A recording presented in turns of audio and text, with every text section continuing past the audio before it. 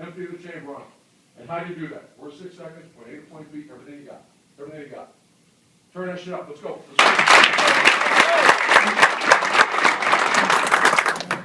Welcome to the Scoop World Order.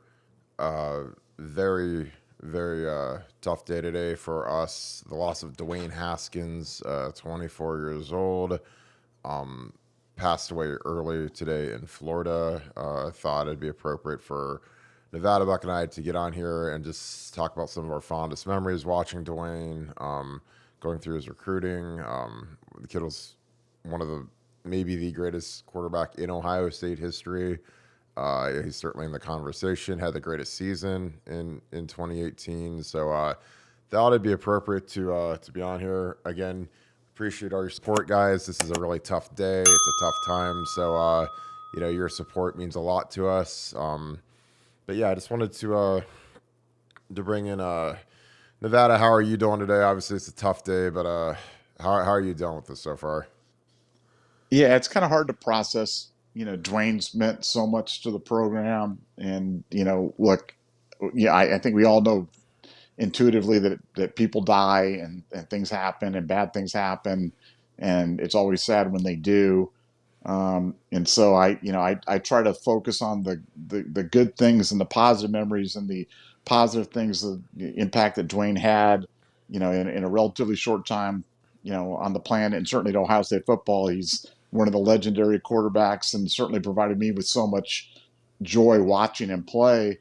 Um, because he was, such a tremendous athlete and tremendous thrower. And like I said, it's a loss. It's a gut punch. Um, and there's just not, like I said, there's going to be times for analyzing how this happened and what happened. And I'm sure this is a tragedy that involves a lot of people and things, but I'm just going to try to focus on the good things and the good memories of Dwayne, and hopefully most Ohio State fans do the same. Yeah, it's been really too common recently that I've had to speak on teammates and Ohio State players that have passed much too young. Obviously, Shane Olivier passed away a couple months ago. A few years ago, Will Smith passed away. Mike Kudla, J.D. Larson, Zach Schlegel, who was a walk-on lineman. We had Kosa George, Adam Bellamy. I mean, these are kids. I mean, they're all less than 30 years old, except for Shane and Will. Most of the, Mike Kudla might have been 34, 35. So, I mean, Dwayne's only 24. So, I mean, and they're all different circumstances, multiple suicides. Obviously Will had a tragic accident where he was gunned down. Dwayne, obviously, in an incident on a highway, but it's hard just because, these things happen suddenly and they're terrible. And it's a good reminder for people that, you better enjoy your life because you don't know when your number's going to be called. And it's tough when a kid like Dwayne is 24.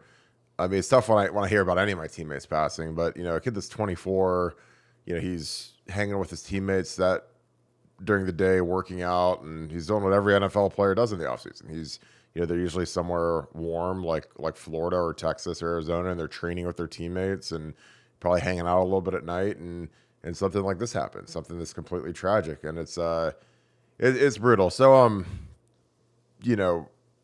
any thoughts on what I just said, Nevada, and anything you want to kind of dovetail with that? Yeah, I just, again, it is when things like this happen, I think everybody's got to take a step back and look at what's really important. And, we always try to stay so positive on the board about this because we remember these are kids and these are people that are involved with this stuff. And it is a game. These are overgrown, the giant people, but they're still boys playing a game. And, it's a gift they give all of us, and we just got to enjoy it while we have them. And like I said, it's a tragic passing, but for me, Dwayne's not going to be remembered. I'm not going to remember him for today. I'm going to remember him for, like I said, for all the great moments of joy that he provided me. And I mean, you're talking about a guy that ushered the modern passing era into Ohio State football. I mean, more than any one person. If you said who's the person most responsible for Ohio State, being known for quarterbacks. And I mean, you can talk about Ryan Day all you want, but it's really Dwayne Haskins and that golden arm and those. What did he have that year? 50 touchdown passes or something obscene like that. He's played such a significant role in what, one season of playing time, and he left an indelible mark on the program, and a mark that's going to be felt for for decades and decades and decades. And so he certainly has a strong legacy at Ohio State, and like I said, I'll always be grateful for having a chance to watch him play. Yeah, I mean, he was half of maybe the most ferocious quarterback competition in school history between him and Joe Burrow, and obviously, he ended up prevailing and winning out, and Joe Burrow transferred on to LSU. And at the time when you're Urban Meyer, Ryan Day, Kevin Wilson, and you got to kind of pick a guy, you go with, if it's all even, you take the younger guy. If they're both incredibly talented, great players, then you take the guy as a sophomore instead of the guy as a junior. And then Joe enters the portal. He goes to LSU. Doesn't exactly light the world on fire his first year. And Dwayne has maybe the greatest quarterbacking season in the history of Ohio State. Ends up being a first-round pick. So his first year, his rookie year in the NFL, Joe Burrow, wins the Heisman that year. Has that amazing 2019 for the LSU Tigers on the national championship. But yeah, it's going to be one of those things where he really was fun to watch. So we're going to go through some of our first moves. I mean, we were all there watching the Michigan game in 2017. Strange game. JT Barrett runs in, or a cameraman runs into him, or something strange happens before the game, bangs his knee up, gets hurt again in the game. Dwayne has to come in relief. Talk a little bit about that moment. The plays Dwayne made, it didn't look great at the time when he went in, but he ended up saving the day. Talk a little bit about what you remember from that day and that moment and that victory. Well, that pass to Austin Mack, where he comes in cold and throws a dot to Mack, and Austin gets just walloped, head contact or targeting or whatever the heck that was, and converts, and Dwayne, Dwayne Surge, an Ohio State team that looked a little lost that day, all of a sudden found life, and he sparked them to a huge victory. Um, and again, that's when we started to get the glimpse of that golden arm and what he could do with that, and how that's something that we just had never really seen before at Ohio State. We've had some really good quarterbacks at Ohio State, and Troy Smith obviously, and Schleicher and Bobby Hoying, and the legendary Craig Krenzel, 4 for 14 in the national championship game or whatever it was. But then you have Dwayne, who's again, he's got an NFL passing arm and NFL passing ability, and you just you got the impression that day against Michigan that every time he went back, that he was going to complete the ball, and then he could throw it all over the field, he could make all the throws, and you just knew you were watching something really special. And it was just a treat watching him go out there and do it. Yeah, and he saved the day. I mean, that's for a redshirt freshman to come in that moment, no fear, make the play, and again, it's hard. I've been in his shoes where you're standing around, you don't know if you're going to go in. I'm sure you're into it when you're a backup quarterback, but it's one of those things where, as soon as they call your number, I mean, game's on. There's no 15-minute warm up period. There's no, hey, you're in that next play. The play clock's running, and to come in and play like he did was it was unbelievable. And then, obviously he takes over the following year. Talk a little bit about, the 2018 season was a strange year. Obviously it started off, with the Urban Meyer news issues, and Ryan Day is the interim head coach to start the year, beat some teams, beat TCU. Get rolling. It was a year of maybe the worst defense we've ever seen in Ohio State history. I mean, it was just unbelievably bad, but our throw game was just out of this world good. Talk to me a little bit about that 2018 season, which was capped, obviously, in the regular season by the Michigan win. Maybe the greatest Michigan win of all time, the most points we've ever scored against Michigan. Talk to me a little bit about that 18 season where Dwayne Haskins it was his 1 year as our full-time quarterback. Well, it was just, it was a fun year watching him grow. I felt like we got to see almost like a career of growth all in one season. It's like, you saw the Meyer offense kind of transitioning. You saw Dwayne being a little reluctant to run with the ball early. And then I remember the first play of the Michigan game. I believe it was early. It might have been the first play, it might have been the second, but I think it might have been the first play. They ran a little zone read, and Dwayne kept it and ran with it, and I think he gained 7 or 8 yards, and it was like you could tell he was sending like a not so subtle message to the team that, okay, boys, it's on today. And Mm-hmm. as you said, he lit them up. Yeah, that was a great Michigan defense that came in that day, Yep. and he just lit them up.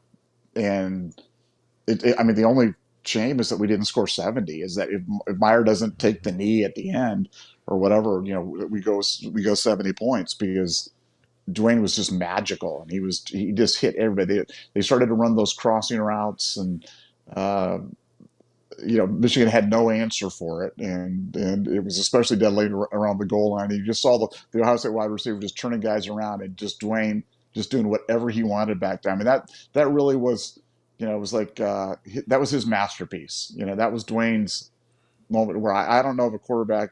We've seen better statistical performances and better numbers and more direct completions, but in terms of having complete control and just completely emasculating the other team, that was about as dominant a performance as I've ever seen a human being do. Is what Dwayne did to Michigan that day.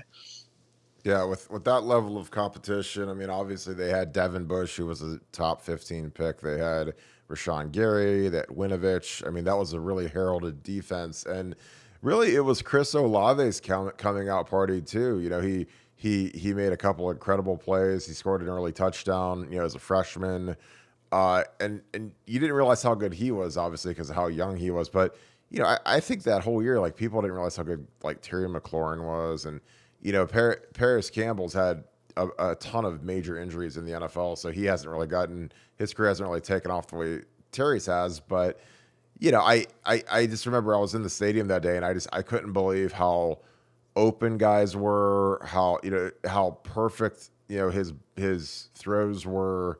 The guy just threw such a catchable ball. I mean, the guys were marked. Johnny Dixon had the quote of the century when he was asked, what does it look like when you're open and, Dwayne Haskins is, he's just lofting these balls like right into your arms. And he literally said, it's like, it's like mama's home cooking. It's like, that's what it feels like. And I was like, it's about right. When the guy puts it right on the money and you don't even really have to work for it, it's incredible. And I think that, that season and that performance, it left a void in the quarterback room, because I don't think going into the year that Urban Meyer or Ryan Day or Kevin Wilson had any thought that would be Dwayne's only year as a quarterback at Ohio State, as a starter. Like, I didn't think that they'd ever think that he'd leave after a third year sophomore. Leaving is pretty rare. And but his numbers and his production, I mean, when a guy goes first round, you can't, when guys leave early and they go fifth round, it's one thing, but when you go mid first and projected top 10, like it's hard not to go, because nothing's for certain. Any other thoughts on that Michigan game that day? I mean, it was a surreal year, because Urban resigned. He resigns, retires, hands the whistle to Ryan Day. But any more thoughts on that 18 year with Dwayne as our quarterback? No, just it was just such a fun year, and just to touch on a little something that you said though, even in his leaving, you think about, if Dwayne doesn't leave when he does, then Justin Fields doesn't come to Ohio State. You know what I'm Yep. saying? So it's like, Mm-hmm. you know, what again, the legacy, the mark that he left on Ohio State football. I mean, right now, look at where we are. We're at a spot where we're just throwing first round quarterbacks back to back to back, and you chasing away number one recruited quarterbacks for other recruited quarterback. And but it all started with Dwayne. It all Yeah. started with Dwayne and that golden arm, and it's just, like I said, it's just such a sad day, but I just want to say thank you to Dwayne for giving me these great memories, because as you get older you realize all you really have at the end, you have your family and you have the memories. You know what I'm saying? Mhm. And Dwayne wasn't family, but he sure provided me with a lot of great memories, and that 18 season was fun from beginning to end. Yeah, and it was capped off with your favorite bowl game just because it's local for you, the Rose Bowl. Did you go to the Rose Bowl this year or in 18? Excuse me. I did. Anytime I get a Yeah. chance to go, the Rose Bowl, for anybody who hasn't gone, people can talk all they want about the bowl games don't mean anything, and the Rose Bowl special. It's just different. It's special. It's an amazing place. It's an amazing venue. When the sun's setting on the hills right behind it, and just Ohio State there, just the pageantry, and just it brought back every great memory that I had of being a kid comes rushing back. And like I said, Dwayne, he gave us one of those magnificent. I think the first half there, the second half we kind of, we're like, yeah, whatever. We had a big lead and kind of took the foot off the gas, but it was great to see him send Meyer out with a win, send Meyer out with a Rose Bowl victory. Dwayne finished with the number one offense in the country, number three in the polls.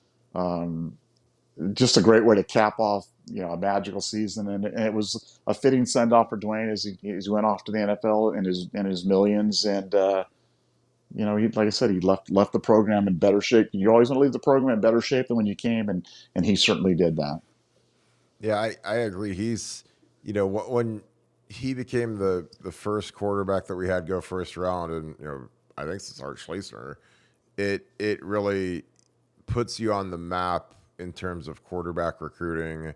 You can, because whatever you haven't done, teams will always use against you in recruiting. Like there was a while, like when Urban was there in 2012, a lot of coaches, one of the things they used against him in running back recruiting is that he'd never had a 1,000-yard rusher at Florida. He had a bunch of guys that would get 800 yards, 600, 500. Like he'd lead the nation in rushing or lead the SEC in rushing, but he'd use four guys to, and none of them would hit 1,000. So that was a big thing, when they're recruiting Ezekiel's, that other schools were saying, oh, well, you won't get 1,000 yards with Meyer because he spreads the ball too much. And, with Dwayne and with, our quarterbacks, we've had success. We've had Troy win the Heisman. We've had guys win national titles. We've had guys like Mike Tomczak playing the NFL for a long time, but we didn't really have that prototype franchise first round talent kind of guy. And then we get Dwayne, and then he leaves early. He goes first round. Justin Fields comes in. He's here for he's 3 and out. His first year at Georgia, obviously his last year at Ohio State, and C.J. Stroud's on that same path. This will be C.J. Stroud's last year, 3 and out, and then it's on to Dylan Raiola or whoever the next franchise type guy is, Devin Brown, Kyle McCord, whoever it is. So, yeah, I think his impact is going to be felt for a long time, just because the combination of him and Ryan Day's offense and coaching. It really has made this the place to be if you're a star quarterback and you want to be a first round pick. And Dwayne was the trailblazer that kind of started all that. So it's sad. Yeah, that the Rose Bowl. I mean, there's some games like I always tell people the Michigan game, the Rose Bowl, any bowl game. It's like if you can win it, it doesn't matter how ugly it is. It doesn't matter what the score is. It doesn't matter how well you played. If you can get the win, that's all that matters. Against Michigan, I was fortunate. I always played well, never gave up a sack, never had a penalty, graded out high. But with Michigan, all I cared about was winning. Like that's all that matters. There's nothing. There's no style points. There's no. You just want the dub. You get the dub. You get to live the rest of your life as a champion and someone who beat Michigan. Like Dwayne got to, leave his Ohio State career with the biggest win in history against Michigan, and also a huge Rose Bowl win that sent out maybe the greatest coach in Ohio State history out on a high note. So that was important. So close this thing out, Nevada.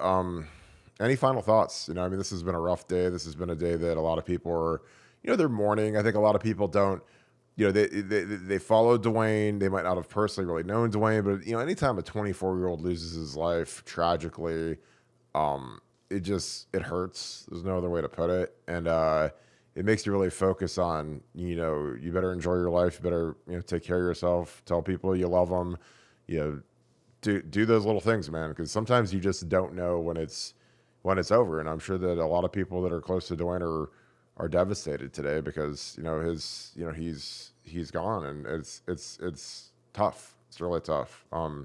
Anything to close it with, Nevada, though? Well, just that picture that you have up on the screen right now, just you can take that back and remember when there was like a young Dwayne Haskins. I don't remember, he was 8, 9, 10, whatever it was, and that white headband, and he's there at Ohio State, and he's talking about being an Ohio State quarterback someday. So, like, I mean, if there ever was a kid that was really born to be a Buckeye, it was Dwayne Haskins, and Mm-hmm. he said he was going to do it.